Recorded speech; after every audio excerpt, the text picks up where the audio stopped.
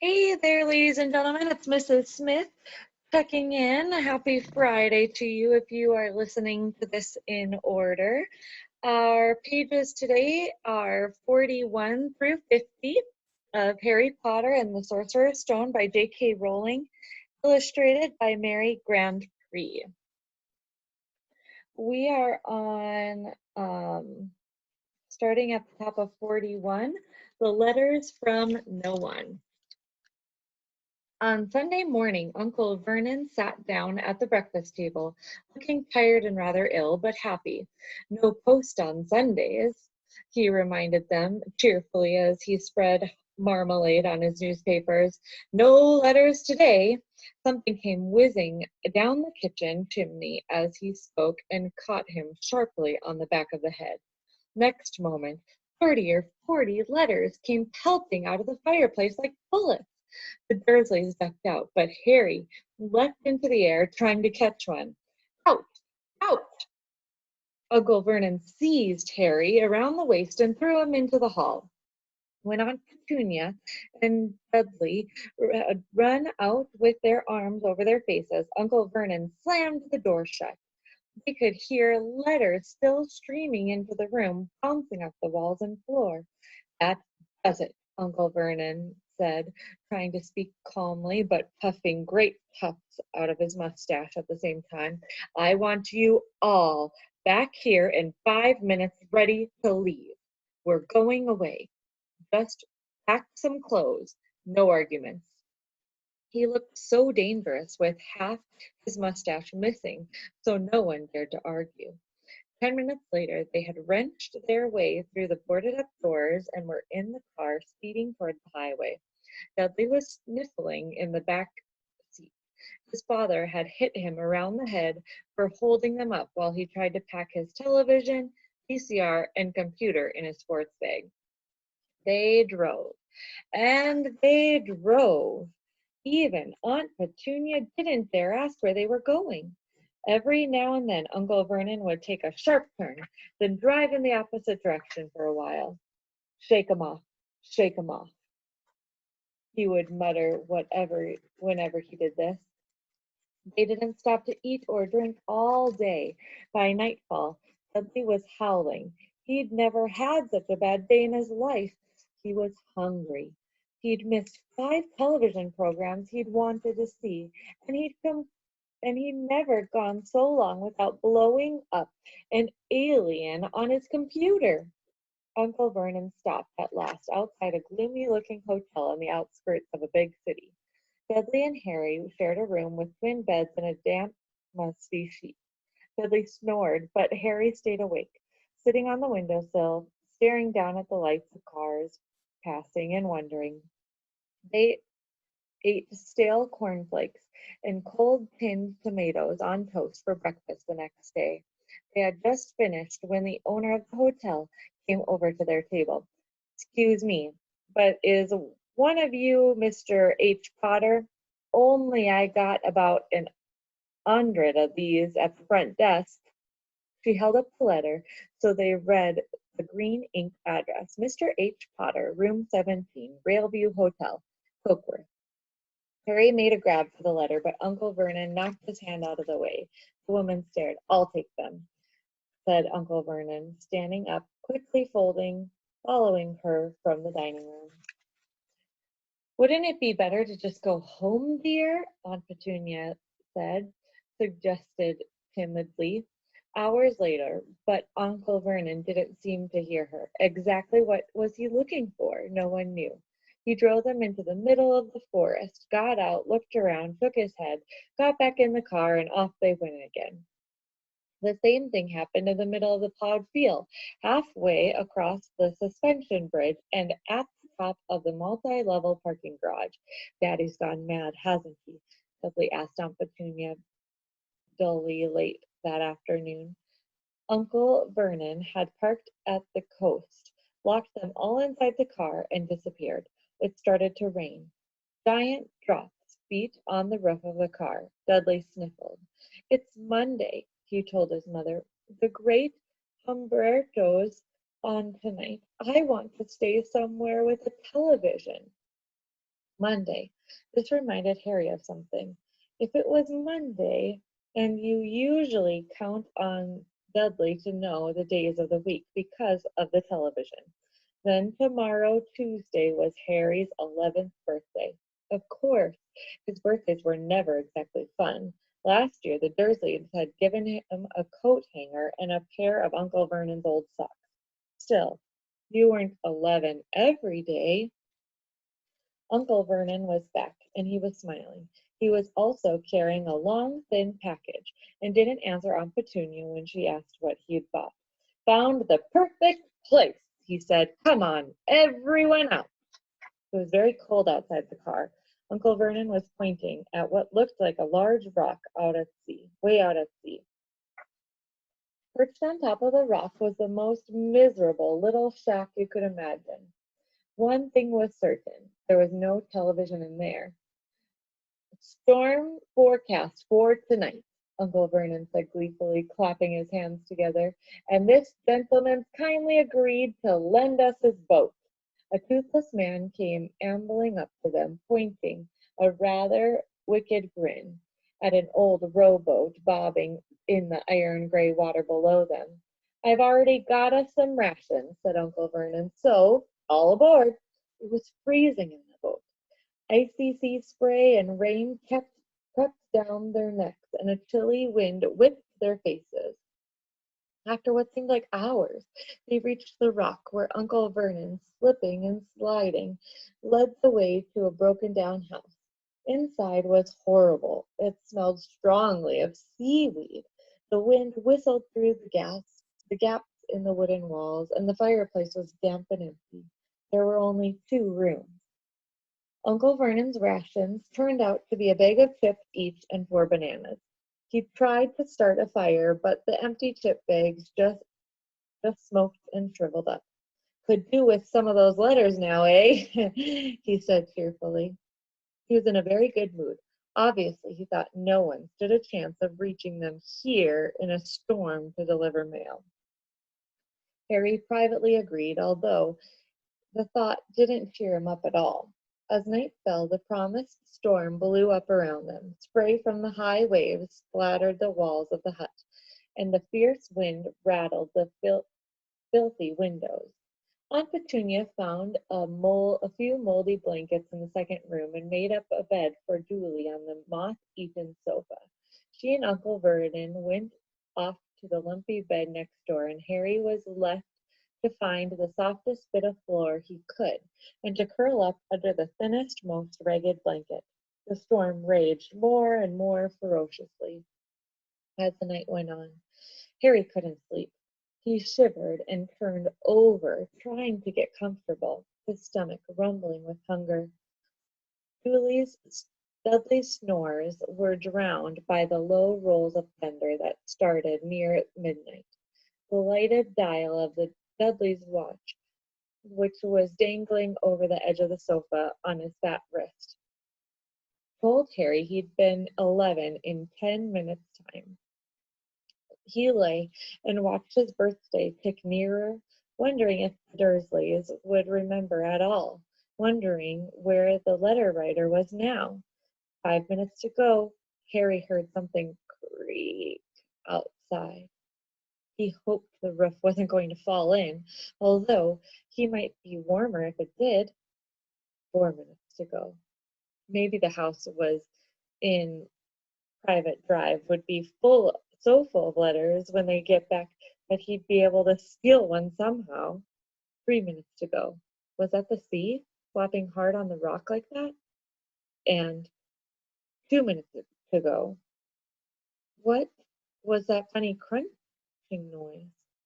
Was the rock crumbling into the sea? 1 minute to go, and he'd be 11. 30 seconds. 20. 10. 9. Maybe he'd wake Dudley up just to annoy him. 3, 2, 1. Boom! The whole shack shivered, and Harry sat bolt upright, staring at the door. Someone was outside, knocking to come in. Chapter 4. the keeper of the keys. Boom! They knocked again. Dudley jerked awake. Where's the cannon? He asked stupidly. There was a crash behind them, and Uncle Vernon came skidding into the room. He was holding a rifle in his hand. Now they knew what had been in the long, thin package he brought with them. Who's there? He shouted. I warn you, I'm armed. There was a pause. Then, smash! The door was hit with such force that it swung clean off its hinges and with a deafening crash landed on the floor. A giant of a man was standing in the doorway. His face was almost completely hidden by a long, shaggy mane of hair and a wild, tangled beard, but you could make out his eyes, glinting like black beetles under all that hair. The giant squeezed into the hut, stooping so that his head just brushed the ceiling. He bent down, picked up the door, fitted it easily back into its frame. The noise of the storm outside dropped a little. He turned to look at them all. Couldn't you make us a cup of tea, could you? It's not been an easy journey. He strode over to the sofa where Dudley sat frozen with fear. Budge up, ya great lump, said the stranger. Dudley squeaked and ran to hide behind his mother, who was crouching, terrified, behind Uncle Vernon. And here's Harry, the giant said. Harry looked up into the fierce, wild, shadowy face and saw that beetled eyes were crinkled in a smile. Last time I saw you, you was only a baby, the giant said. Yeah, you look a lot like your dad, but hey, you got your mom's eyes. Uncle Vernon made a few funny rasping noises. I demand that you leave at once, sir. You are breaking and entering, he said. Ah, shut up, Dursley, great prune, said the giant. He reached over the back of the sofa, jerked the gun out of Uncle Vernon's hand, bent it into a knot as easily as it had been made of rubber, and threw it into the corner of the room. Uncle Vernon made another funny noise, like a mouse being trodden on. Anyway, Harry, said the giant, turning his back on the Dursleys, a very happy birthday to you, eh?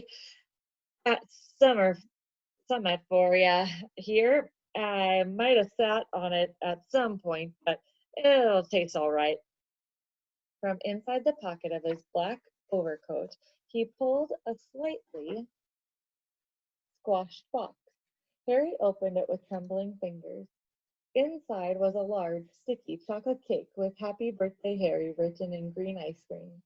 Harry looked up at the giant. He meant to say thank you, but the words got lost out on his way to his mouth, and what he said instead was, Who are you? The giant chuckled.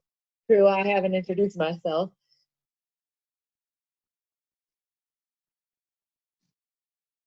Rubius Hagrid, keepers of keys and grounds at Hogwarts. He held out an enormous hand and shook Harry's whole arm. What about that tea then, eh? He said, rubbing his hands together. I'd not say nor her summer stonder if you've got it in mind. His eyes fell on the empty grate with shriveled chip bags in it, and then he snorted.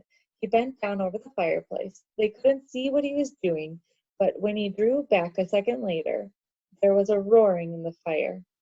It filled the whole damp hut with flickering light, and Harry felt the warmth wash over him as though he had sunk into a hot bath.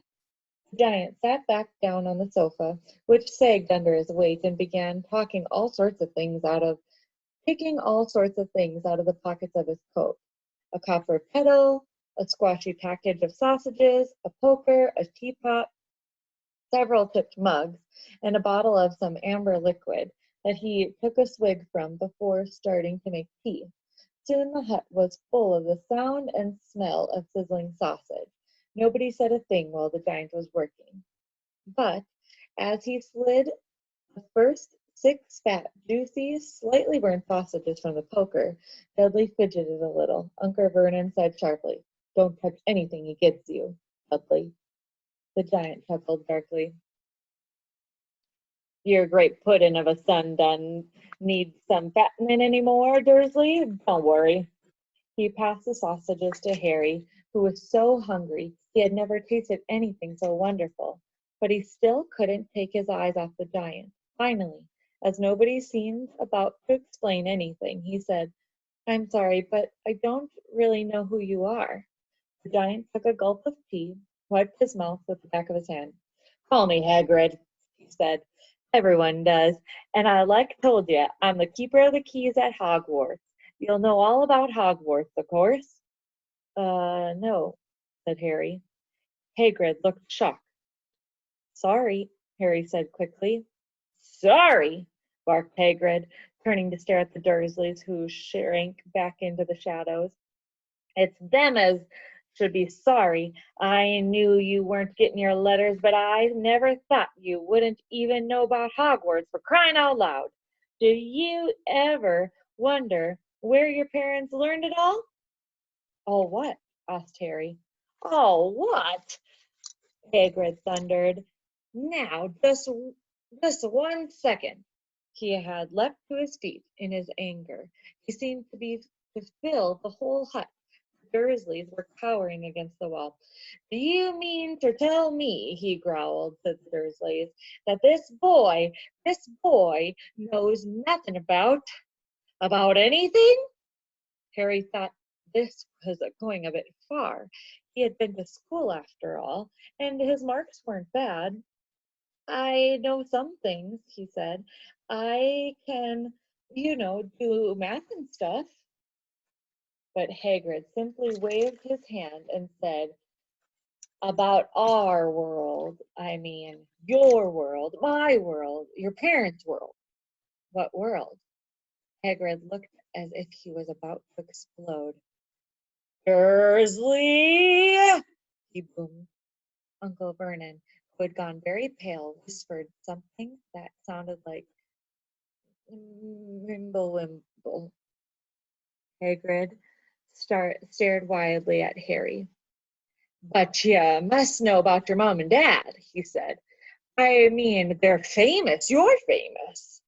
What? My mom and dad weren't famous, were they? You don't know. You don't know. Hagrid ran his fingers through his hair, fixing Harry with a bewildered state. You don't know what you are? He said finally. Uncle Vernon suddenly found his voice. Stop, he commanded. Stop right there, sir. I forbid you to tell the boy anything. A braver man than Vernon Dursley would have quailed under the furious look Hagrid gave him now. When Hagrid spoke, his eyes, every syllable, trembled with rage. You never told him. You never told him what was in the letter Dumbledore left for him? I was there. I saw Dumbledore leave it, Dursley, and you kept it from him all these years? Kept what from me? Harry asked eagerly. Stop! I forbid you! Yelled Uncle Vernon in panic. Aunt Petunia gave a gasp of horror. Ah, go boil your heads, you both, said Hagrid. Harry, you're a wizard. There was a silence inside the hut. Only the sea and the whistling wind could be heard. Thank you, Scholastic News, for allowing us to continue to read from Harry Potter. Tomorrow we will start up again, not tomorrow, excuse me. Monday we will start up again on page 51. Bye. Hope you have a great weekend.